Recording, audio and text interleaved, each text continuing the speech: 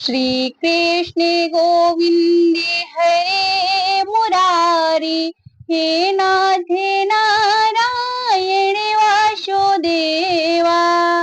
जय श्री कृष्णा, राधे राधे। मैं हूं नेहा और आप सभी का स्वागत करती हूँ अपने भक्ति चैनल पर। आज आप सभी सुनेंगे देवशयनी एकादशी व्रत की कथा, साथ ही जानेंगे देवशयनी एकादशी व्रत की पूजा विधि, शुभ मुहूर्त एवं व्रत का फल। देवशयनी एकादशी व्रत आषाढ़ माह के शुक्ल पक्ष की एकादशी को मनाया जाता है। हिंदू धर्म में एकादशी व्रत का विशेष महत्व है। प्रत्येक माह की शुक्ल और कृष्ण पक्ष की एकादशी तिथि को विशेष एवं पवित्र माना जाता है, किंतु इन सभी में से आषाढ़ माह शुक्ल पक्ष की एकादशी, जिसे देवशयनी, हरिशयनी या फिर पद्मा एकादशी कहा जाता है, जो सबसे पुण्यदायक मानी जाती है। इस दिन से भगवान विष्णु क्षीर सागर में 4 माह के लिए योग निद्रा में चले जाते हैं और उनके उठने तक कोई भी शुभ कार्य जैसे विवाह, गृह प्रवेश आदि नहीं किए जाते हैं। 2025 में देवशयनी एकादशी का व्रत 6 जुलाई रविवार को मनाई जाएगी। यह व्रत आध्यात्मिक, पौराणिक और ज्योतिषी दृष्टि से अत्यंत फलदायी माना जाता है।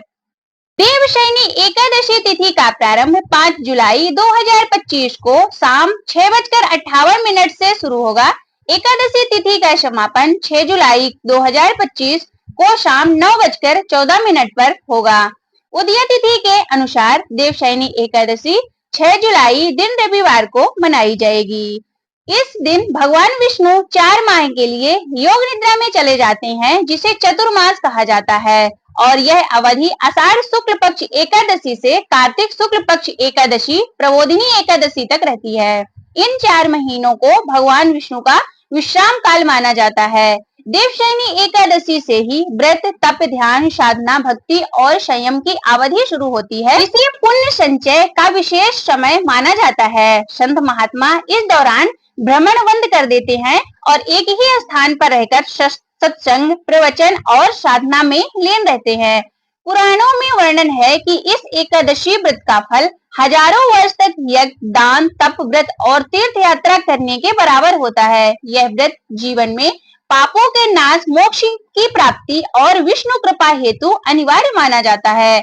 भगवान विष्णु की निंदा के समय विवाह, मुंडन, गृह प्रवेश जैसे शुभ कार्य नहीं किए जाते, क्योंकि ऐसा माना जाता है कि भगवान की उपस्थिति और आशीर्वाद शुभता के लिए आवश्यक है। देवशयनी एकादशी व्रत के एक दिन पहले दशमी तिथि को सात्विक भोजन करें। रात्रि के भोजन में चावल का प्रयोग ना करें। देवशयनी एकादशी व्रत के दिन ब्रह्मा मुहूर्त में उठकर स्नान करें। यदि संभव हो तो किसी पवित्र नदी में जाकर स्नान करें, अन्यथा घर पे ही नहाने के जल में गंगा जल के कुछ बूंदे डालकर स्नान कर सकते हैं। इसके बाद शुद्ध वस्त्र धारण करें। अपने मन, वाणी और कर्म से शुद्ध रहकर व्रत का संकल्प लें। मैं आज देवशयनी एकादशी का व्रत विधि पूर्वक करूंगा या फिर करूंगी और भगवान विष्णु की आराधना करूंगा। भगवान विष्णु की पीले या फिर सफेद पुष्पों से पूजा करें। उन्हें पीतांबर यानी पीला वस्त्र, तुलसी का पत्र, फल, पंचामृत और भोग अर्पित करें। विष्णु सहस्त्र नाम का पाठ करें। विष्णु गायत्री मंत्र या फिर ओम नमो भगवते वासुदेवाय मंत्र का जप करें। भगवान को शंख, चक्र, गदा, पद्म से अलंकृत करें। इस दिन अन्न ग्रहण नहीं करना चाहिए। निर्जला उपवास श्रेष्ठ माना जाता है, या फिर केवल फलाहार या जल पर ही व्रत करें। शक्ति अनुसार आप फलाहार या जल ले सकते हैं। दिन भर भजन कीर्तन पाठ करें और रात्रि को जागरण करें। अगले दिन द्वादशी को सूर्योदय के पश्चात ब्राह्मण को भोजन कराकर व्रत का पारण करें और स्वयं भी सात्विक भोजन ग्रहण करें। अब आप सभी बड़े ही श्रद्धा और भाव के साथ सुनिए देवशयनी एकादशी व्रत की पौराणिक कथा। कथा को सुनने से पहले भगवान श्री हरि विष्णु का ध्यान एवं स्तुति करें।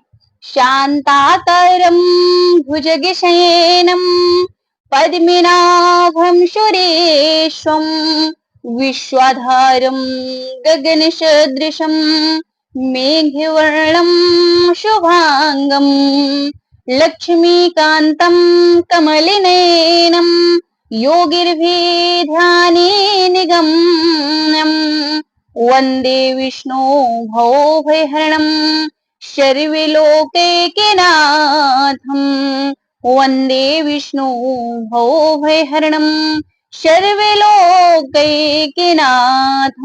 अर्थात श्री विष्णु को नमस्कार है, जिनका स्वरूप शांत है, जो आदिशेष सर्प पर विश्राम करते हैं, जिनकी नाभि पर कमल है और जो देवताओं के स्वामी हैं, जो ब्रह्मांड को धारण करते हैं, जो आकाश के समान असीम और अनंत हैं, जिनका रंग बादल के समान नीला है और जिनका शरीर सुंदर और शुभ है, जो देवी लक्ष्मी के पति हैं, जिनके नेत्र कमल के समान हैं और जो ध्यान द्वारा योगियों को प्राप्त हो सकते हैं, उन विष्णु को नमस्कार है, जो संसार के भय को दूर करते हैं और जो समस्त लोकों के स्वामी है।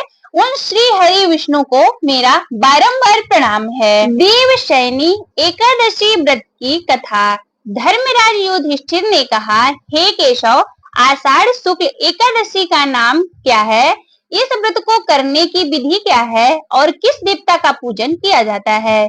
श्री कृष्ण कहने लगे, हे युधिष्ठिर, जिस कथा को ब्रह्मा जी ने नारद जी से कहा था, वही मैं तुमसे कहता हूँ। एक समय नारद जी ने ब्रह्मा जी से यही प्रश्न किया था। तब ब्रह्मा जी ने उत्तर दिया कि हे नारद, तुमने कलयुगी जीवों के उद्धार के लिए बहुत ही उत्तम प्रश्न किया है, क्योंकि देवशयनी एकादशी का व्रत सब व्रतों में से उत्तम है। इस व्रत में से समस्त पाप नष्ट हो जाते हैं और जो मनुष्य इस व्रत को नहीं करते वह नरकगामी होते हैं। इस व्रत के करने से भगवान विष्णु प्रसन्न होते हैं। इस एकादशी का नाम पद्मा एकादशी है। अब मैं तुमसे एक पौराणिक कथा कहता हूँ, तुम मन लगाकर सुनो। सूर्य वंश में मानधाता नाम का एक चक्रवर्ती राजा हुआ है, जो सत्यवादी और महान प्रतापी था। वह अपनी प्रजा का पुत्र की भांति पालन किया करता था। उसकी सारी प्रजा धन धान्य से भरपूर और सुखी थी। उसके राज्य में कभी अकाल नहीं पड़ता था। एक समय उस राजा के राज्य में 3 वर्ष तक वर्षा नहीं हुई और अकाल पड़ गया। प्रजा अन्न की कमी के कारण अत्यंत दुखी हो गई। अन्न के न होने से राज्य में यज्ञादि भी बंद हो गए। एक दिन प्रजा राजा के पास जाकर कहने लगे कि हे राजा, सारी प्रजा त्राही त्राही पुकार रही है, क्योंकि समस्त विश्व की सृष्टि का कारण वर्षा है। वर्षा के अभाव से अकाल पड़ गया है और अकाल से प्रजा मर रही है। इसलिए हे राजन, कोई ऐसा उपाय बताओ से प्रजा का कष्ट दूर हो सके। राजा मानधाता कहने लगे कि आप लोग ठीक कह रहे हैं, वर्षा से ही अन्न उत्पन्न होता है और आप लोग वर्षा न होने के कारण अत्यंत दुखी हो गए हैं। मैं आप लोगों के दुखों को समझता हूँ। ऐसा कहकर राजा कुछ सेना के साथ वन की तरफ चल दिया। वह अनेक ऋषियों के आश्रम में भ्रमण करता हुआ अंत में ब्रह्मा जी के पुत्र अंगिरा ऋषि के आश्रम में पहुंचा। वहां राजा ने घोड़े से उतरकर अंगिरा ऋषि को प्रणाम किया। मुनि ने राजा को आशीर्वाद देकर कुशल क्षेम के पश्चात उसने आश्रम में आने का कारण पूछा। राजा ने हाथ जोड़कर विनीत भाव से कहा, हे भगवान, सब प्रकार के धर्म पालन करने पर भी मेरे राज्य में अकाल पड़ गया है। इससे प्रजा अत्यंत दुखी है। राजा के पापों के प्रभाव से ही प्रजा को कष्ट होता है। ऐसा शास्त्रों में कहा गया है। जब मैं धर्मानुसार राज्य करता हूँ, तो राज्य में अकाल कैसे पड़ गया, इसका कारण का पता मुझको अभी तक भी नहीं चला। अब मैं आपके पास इसी संदेह को निवृत्त कराने के लिए आया हूँ। कृपा करके मेरे इस संदेह को दूर कीजिए। साथ ही प्रजा के कष्ट को दूर करने का कोई उपाय बताइए। इतनी बात सुनकर ऋषि कहने लगे, हे राजन, यह सतयुग सब युगों में उत्तम है। इसमें धर्म के चारों चरण सम्मिलित हैं, अर्थात युग में धर्म की सबसे अधिक उन्नति है। लोग ब्रह्मा की उपासना करते हैं और केवल ब्राह्मणों को ही वेद पढ़ने का अधिकार है। ब्राह्मण की तपस्या करने का अधिकार रख सकते हैं, परंतु आपके राज्य में एक शूद्र तपस्या कर रहा है, इसी दोष के कारण आपके राज्य में वर्षा नहीं हो रही है। इसलिए यदि आप प्रजा का भला चाहते हैं तो उस शूद्र का वध कर दो। इस पर राजा कहने लगा कि महाराज, मैं उस निरपराध तपस्या करने वाले शूद्र को किस तरह मार सकता हूँ? आप इस दोष से छूटने का कोई दूसरा उपाय बताइए। तब ऋषि कहने लगे, हे राजन, यदि तुम अन्य उपाय जानना चाहते हो तो सुनो। आषाढ़ माह के शुक्ल पक्ष की पद्मा नाम की एकादशी का विधि पूर्वक व्रत करो। व्रत के प्रभाव से तुम्हारे राज्य में वर्षा होगी और प्रजा सुख प्राप्त करेगी, क्योंकि इस एकादशी का व्रत सब सिद्धियों को देने वाला है और समस्त उपद्रवों को नाश करने वाला है। इस एकादशी का व्रत तुम प्रजा सेवक तथा मंत्रियों सहित करो। मुनि के इस वचन को सुनकर राजा अपने नगर को वापस आया और उसने विधि पूर्वक पद्मा एकादशी का व्रत किया। इस व्रत के प्रभाव से वर्षा हुई और प्रजा को सुख पहुंचा। अतः इस मास की एकादशी का व्रत सब मनुष्यों को करना चाहिए। यह व्रत इस लोक में सुख और परलोक में मुक्ति देने वाला है। इस कथा को पढ़ने और सुनने से मनुष्यों के समस्त पाप नष्ट हो जाते हैं। बोलो विष्णु भगवान की जय।